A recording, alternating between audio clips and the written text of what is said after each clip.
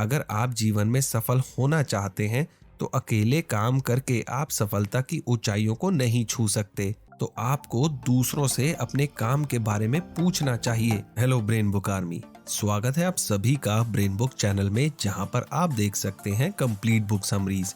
दोस्तों, ये the success principles का दूसरा पार्ट है। अगर आपने इसका पहला पार्ट नहीं देखा तो आप डिस्क्रिप्शन में दिए गए लिंक पर जाकर या आई बटन पर क्लिक करके इसका पहला पार्ट देख सकते हैं। इस वीडियो में हम जानेंगे कि किस तरह हम सफल लोगों की मदद लेकर खुद सफलता प्राप्त कर सकते हैं, कैसे सफल लोग अपनी सफलता की योजनाएं बनाते हैं, किस प्रकार दूसरों का सुझाव लेकर आप तेजी से सफलता पा सकते हैं। इसके अलावा हम और भी बहुत सारी बातें जानेंगे। इस वीडियो के अंत में बताए गए सभी महत्वपूर्ण बातों को संक्षिप्त में दोबारा दोहरा दूंगा, ताकि इस वीडियो में बताई गई बातें आपको आसानी से याद रहें। तो इस वीडियो को अंत तक देखना मत भूलिएगा। तो चलिए शुरुआत करते हैं दूसरे पार्ट से।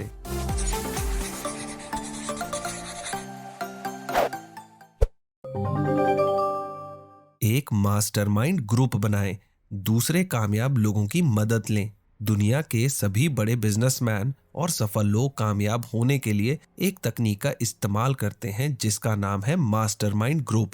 नेपोलियन हिल ने भी इसी तकनीक के बारे में अपनी किताब थिंक एंड ग्रो रिच में बताया है।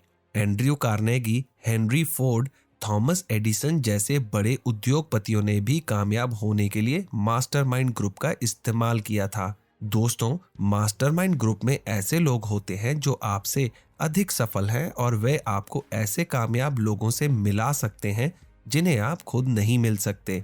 जैसे कि आप किसी मल्टीनेशनल कंपनी के मालिक को खुद नहीं मिल सकते, लेकिन इस कंपनी में बहुत ऊंचे पदों पर काम करने वाले लोग आपको उनसे मिलवा सकते हैं। अगर आप जीवन में सफल होना चाहते हैं तो अकेले काम करके आप सफलता की ऊंचाइयों को नहीं छू सकते। अपने कार्यक्षेत्र में सफल होने के लिए आपको दूसरे लोगों की मदद लेनी होगी। जब आप लोगों से मदद लेंगे तो उनके अनुभव से आपको बहुत कुछ सीखने को मिलेगा, जिसका इस्तेमाल करके आप खुद सफलता प्राप्त कर सकते हैं। मास्टरमाइंड ग्रुप कैसे बनाएं? ऐसे लोगों से संपर्क बनाएं जो पहले से ही वहां हैं जहां आप पहुंचना चाहते हैं।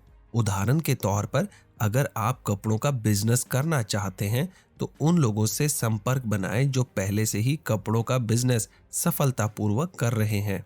अगर आप रियल एस्टेट का बिजनेस करना चाहते हैं तो उन लोगों से मिलें जो पहले से रियल एस्टेट का बिजनेस कर रहे हैं। कहने का मतलब है कि आपको उसी कार्यक्षेत्र के लोगों से संपर्क करना होगा जिस कार्यक्षेत्र में आप सफलता प्राप्त करना चाहते हैं। नए विचार, नए लोग और नए संसाधन। हम ज्यादातर अपने ही कार्यक्षेत्र में और अपने ही काम में उलझे रहते हैं, इसलिए हम हमेशा उसी तरीके से काम करते रहते हैं जिस तरह से हमारे कार्यक्षेत्र के बाकी लोग काम करते हैं। मास्टरमाइंड ग्रुप में आप अलग अलग कार्यक्षेत्रों के लोगों को जोड़ सकते हैं और किसी एक विषय पर उन सब की सलाह ले सकते हैं। इससे आपकी सोच का दायरा भी बढ़ेगा और आपको किसी एक काम को करने के अलग अलग तरीके भी पता चलेंगे। उदाहरण के तौर पर, हेनरी फोर्ड एक असेंबली लाइन एक्सपर्ट थे, थॉमस एडिसन एक साइंटिस्ट थे और हार्वी फ्रिंस्टोन एक अच्छे मैनेजर थे। ये तीनों लोग अलग अलग कार्यक्षेत्र के थे और अपने अपने कार्यक्षेत्र में सफल होने के कारण इनके मास्टरमाइंड ग्रुप में किसी भी काम को करने के और किसी भी समस्या को सुलझाने के अलग अलग तरीके थे। मास्टरमाइंड ग्रुप की मीटिंग का प्रबंधन कैसे करें? हमें सप्ताह में एक बार या 2 सप्ताह में एक बार मास्टरमाइंड मीटिंग का आयोजन करना चाहिए और उनमें किसी एक विषय पर सभी सदस्यों की सलाह लेनी चाहिए। आप किसी एक नए काम को शुरू करने से पहले मास्टरमाइंड मीटिंग का आयोजन कर सकते हैं ताकि आप सभी उपस्थित लोगों का परामर्श ले सकें। अगर आपको किसी काम में कोई बड़ी समस्या आ रही है तो भी आप मास्टरमाइंड मीटिंग का आयोजन करके उसके समाधान के लिए ग्रुप के सभी सदस्यों का परामर्श ले सकते हैं। तो चलिए बात करते हैं कि हम मास्टरमाइंड ग्रुप की मीटिंग का आयोजन किस तरह से कर सकते हैं। आध्यात्मिक निर्देशन की मांग करें। मास्टरमाइंड ग्रुप की मीटिंग शुरू करने से पहले आप ग्रुप के सभी सदस्यों से ये निवेदन कर सकते हैं कि वे ईश्वर से प्रार्थना करें कि जिस काम के लिए सभी लोग यहाँ पर इकट्ठा हुए हैं, उस काम के लिए ईश्वर उनका मार्गदर्शन करे। ग्रुप के सभी मेंबर अपने मन में ये कल्पना कर सकते हैं कि ईश्वरीय शक्ति इसी समय उनके अंदर मौजूद है और उनका मार्गदर्शन कर रही है। दूसरों को कुछ नया बताएं जो उनके लिए अच्छा हो। ग्रुप के सभी सदस्यों को बाकी लोगों से कुछ नया सीखना चाहिए। पहली मीटिंग के बाद सभी लोगों ने जो भी सफलता हासिल की है उसके बारे में दूसरे लोगों को बताना चाहिए। सफलता चाहे छोटी हो या बड़ी, दूसरों को बताने से मीटिंग में लोगों की दिलचस्पी बढ़ेगी और उन्हें आपकी कामयाबी से एक शिक्षा मिलेगी। इस तरह से ग्रुप के सभी सदस्यों को एक दूसरे से कुछ न कुछ नया सीखने को जरूर मिलेगा। सभी सदस्यों के लिए समय सीमा निर्धारित करें। मास्टरमाइंड ग्रुप मीटिंग के दौरान हर व्यक्ति को बोलने के लिए कम से कम 10 मिनट का समय मिलना चाहिए। मीटिंग के दौरान बहुत से लोग ऐसे होंगे जिन्हें अपनी बात कहने के लिए थोड़ा अधिक समय की जरूरत होगी। बहुत से लोग ऐसे भी होंगे जिन्हें ज्यादा समय नहीं चाहिए होगा, क्योंकि उनके पास कहने के लिए कुछ खास बात नहीं होगी। इसलिए वो अपना समय उन्हें दे सकते हैं जिन्हें ज्यादा समय की जरूरत है।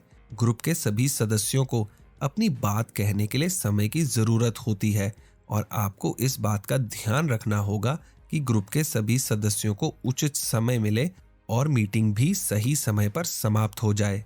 ग्रुप के सभी सदस्यों से कमिटमेंट करने को कहें। मास्टरमाइंड ग्रुप की मीटिंग के दौरान सभी सदस्य अपने बारे में और अपने बिजनेस के बारे में दूसरों को बताते हैं और अपनी सफलता और समस्याओं के बारे में बात करते हैं। बातचीत के बाद ग्रुप लीडर सभी सदस्यों से एक कमिटमेंट करने को कहता है। सभी सदस्यों के लिए अपने कार्यक्षेत्र में कोई ना कोई कमिटमेंट करना जरूरी होना चाहिए। उदाहरण के तौर पर कोई सदस्य कह सकता है कि वो अपने बिजनेस को अगले 3 महीने में एक नए स्तर तक पहुंचाएगा। अगर कोई सेल्स का काम करता है तो फिर वो ये कमिटमेंट कर सकता है कि वो अपने बिजनेस की सेल्स का कोई टारगेट पूरा करेगा।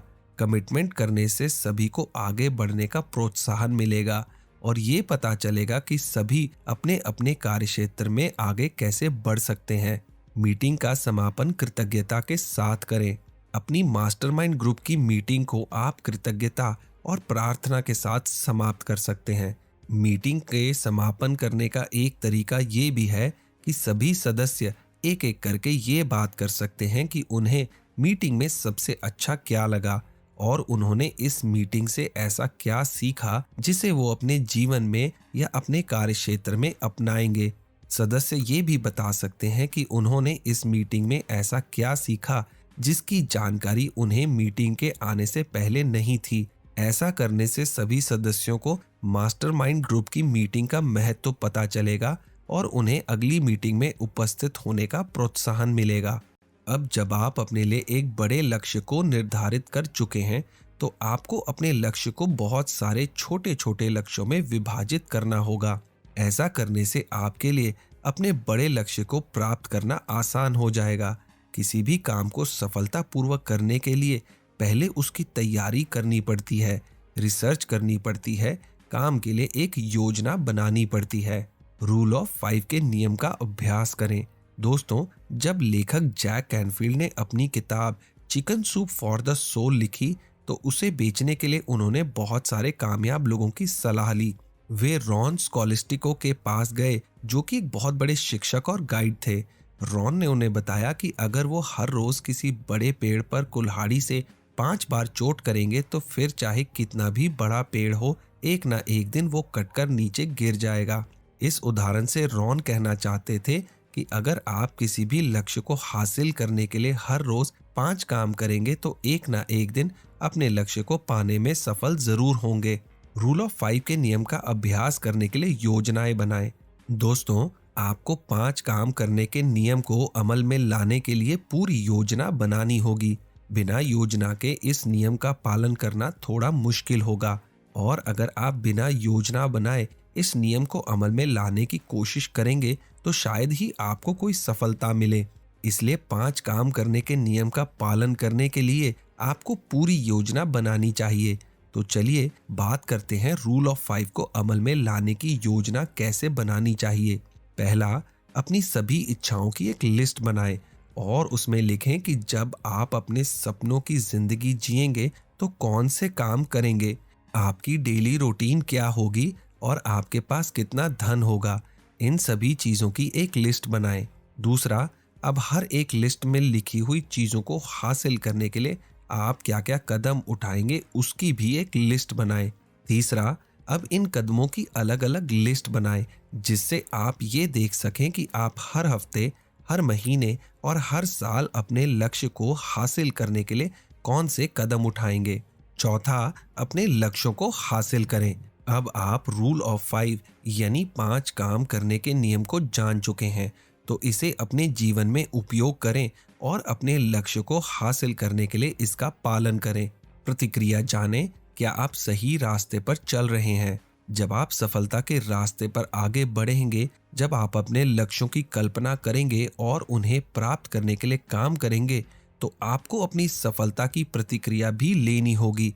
प्रतिक्रिया से आपको पता चलेगा कि आपका रास्ता सही है या नहीं और आपने कितनी सफलता प्राप्त की है। जब भी आप कोई कदम उठाएंगे तो आपको पता चल जाएगा कि वो कदम आपकी सफलता के लिए कितना कारगर है। आपको ये भी पता चल जाएगा कि कौन सा कदम सही है और कौन सा गलत। आप जान जाएंगे कि हर वो कदम जो आप उठा रहे हैं आपको अपने लक्ष्य तक नहीं पहुंचा सकता। कुछ कदम आपको सफल होने में मदद भी नहीं करेंगे। दूसरी ओर कुछ कदम ऐसे होंगे जो तेजी से आपको अपने लक्ष्य की ओर ले जाएंगे। अपने लक्ष्यों को हासिल करने के लिए और सफलता प्राप्त करने के लिए आपको अपने द्वारा उठाए गए हर कदम की प्रतिक्रिया लेनी बहुत जरूरी है। हमें प्रतिक्रिया की आवश्यकता क्यों है? कैन ब्लैंचार्ड अपनी किताब द 1 मिनट मैनेजर में हमें बताते हैं कि जिंदगी बॉलिंग की तरह है। जब हम बॉल को छोड़ते हैं तो हम देखते हैं कि वो जाकर पिन्स के साथ टकराती है और उन्हें गिराती है, लेकिन हमें ये नहीं पता होता कि वो कितने पिन्स को गिराएगी। ठीक उसी तरह से हमें जीवन में ये पता नहीं होता कि जो कदम हम उठाने जा रहे हैं या जो भी एक्शन हम लेने जा रहे हैं उससे हमें हमारे मन चाहे परिणाम मिलेंगे या नहीं। स्वाभाविक तौर पर हर व्यक्ति जीतना चाहता है और सफल होना चाहता है, क्योंकि यही मनुष्यों का स्वभाव है। इसलिए आप देखेंगे कि हमारे समाज में हर कोई परिणामों की बात करता है। चुनाव में कौन सा नेता जीता और कौन सा हारा, क्रिकेट और टेनिस के मैच में कौन सी टीम जीती और कौन सी हारी। उसी तरह से आप एक स्टूडेंट हैं तो भी लोगों का ध्यान परीक्षा में आपके परिणामों पर केंद्रित होगा। हम सब ये देखना चाहते हैं कि हमारे कार्यों का परिणाम क्या है और अपना ध्यान हमेशा परिणामों पर ही केंद्रित रखते हैं। अपनी इच्छाओं के बारे में सजग रहें। क्या आपने कभी सोचा है कि सभी कोशिशों और प्रतिक्रियाओं के बाद भी हमारे मन चाहे परिणाम क्यों नहीं मिलते? द डीएनए ऑफ सक्सेस किताब में लेखक ने बताया है कि ज्यादातर लोग अगर 10 लक्ष्य निर्धारित करते हैं तो उन्हें केवल 2 में ही सफलता मिलती है। ये 2 लक्ष्य बाकी के 8 लक्ष्यों से किस तरह से अलग हैं? इसमें 2 लक्ष्य वो हैं जिन्हें लोग असल में हासिल करना चाहते हैं और उन्हें पाने के लिए वो कुछ भी करने को तैयार रहते हैं। वो अपनी सारी ऊर्जा और जान केवल उन 2 लक्ष्यों पर केंद्रित करते हैं, इसलिए उन्हें प्राप्त करने में वो सफल होते हैं। बाकी के 8 लक्ष्यों को प्राप्त करने की वो चाहत तो रखते हैं, लेकिन उन्हें असल में उनकी जरूरत नहीं होती, इसलिए वो बाकी के लक्ष्यों पर अपने ध्यान और ऊर्जा को केंद्रित नहीं कर पाते। ज्यादातर लोगों को ये जानकारी नहीं होती कि वो असल में क्या चाहते हैं, इसलिए वह सही लक्ष्य निर्धारित नहीं कर पाते। सही लक्ष्य निर्धारित ना होने के कारण वो जो भी लक्ष्य निर्धारित करते हैं उन पर अपना पूरा ध्यान और ऊर्जा केंद्रित नहीं करते। सफलता प्राप्त करने के लिए ये बहुत जरूरी है कि हम सही लक्ष्य निर्धारित करें जिन्हें हम असल में चाहते हैं। सही लक्ष्य निर्धारित करने पर ही हम अपना सारा ध्यान उन पर लगाएंगे, सही समय पर एक्शन लेंगे और अपने लक्ष्यों को प्राप्त करेंगे। प्रतिक्रियाओं को ध्यान से सुने। जब हम लक्ष्य निर्धारित करने के बाद उसकी ओर जाने के लिए कदम उठाते हैं तो हमें हर कदम पर एक परिणाम मिलता है। उठाए गए कदमों के परिणाम हमें किसी भी रूप में मिल सकते हैं। हमारा काम उसे पहचानना है कि हमें सकारात्मक परिणाम मिल रहे हैं या नकारात्मक। अगर हमें सही परिणाम नहीं मिल रहे तो हमें अपना रास्ता बदलना होगा या अपने काम करने के तरीके को बदलना होगा। इसलिए हमें अपने लक्ष्य के लिए उठाए गए कदमों के परिणामों का ध्यान रखना होगा, जो हमें किसी भी रूप में मिल सकते हैं। आपका बॉस आपके काम के लिए प्रतिक्रिया कर सकता है। लोन के लिए आपका आवेदन स्वीकार हो सकता है या रिजेक्ट भी हो सकता है। आपको काम करने का या तरक्की करने का कोई नया मौका मिल सकता है। आपकी प्रमोशन हो सकती है या आपको ज्यादा वेतन पर कोई नई नौकरी मिल सकती है। आपको कोई बहुत फायदेमंद बिजनेस डील मिल सकती है। इस तरह से आपके उठाए गए कदमों के परिणाम आपको किसी भी रूप में मिल सकते हैं। अगर आप कोई काम कर रहे हैं जिसे करने में आपकी सारी ऊर्जा खर्च हो जाती है और आप हमेशा थके हुए और बीमार महसूस करते हैं, तो आपका मन और आपका शरीर आपसे कह रहा है कि आपका रास्ता गलत है। आपको वही काम करना चाहिए और वही कदम उठाने चाहिए जिन्हें आपका मन और आपका शरीर स्वीकार करे और जो आपके लिए सही परिणाम लेकर आए। प्रतिक्रिया जाने। हमारे कामों की प्रतिक्रिया सफलता प्राप्त करने के लिए बहुत जरूरी है, लेकिन असल में ज्यादातर लोग अपने काम की प्रतिक्रिया के लिए दूसरों से नहीं पूछते। लोग दूसरों से अपने काम की प्रतिक्रिया नहीं मांगते क्योंकि वो डरते हैं कि लोगों को उनका काम पसंद आएगा या नहीं। उन्हें लगता है कि लोग उन्हें अपनी गलतियां बताएंगे और उनकी आलोचना करेंगे। दोस्तों, अगर आप सच में सफल होना चाहते हैं और अपने लक्ष्य को प्राप्त करना चाहते हैं तो आपको दूसरों से अपने काम के बारे में पूछना होगा। ऐसा करने से आपको पता चलेगा कि आपका काम कैसा है और वो आपको आपके लक्ष्य तक पहुंचा सकता है या नहीं। प्रतिक्रिया का जवाब। अपनी सफलता के रास्ते को नियंत्रित करें। जब आपको अपने कामों की प्रतिक्रिया मिलती है तो उसके अनुसार आपको उन चीजों को सुधारना होता है और अगला कदम उठाना होता है। कई बार आपको नकारात्मक प्रतिक्रिया मिलती है जो कि ज्यादातर लोग नहीं चाहते। नेगेटिव प्रतिक्रिया को कुछ लोग सही मानते हैं, लेकिन कुछ लोग अपने अहंकार के कारण उस पर ध्यान नहीं देते और अपनी गलतियों को सुधारने की कोशिश नहीं करते।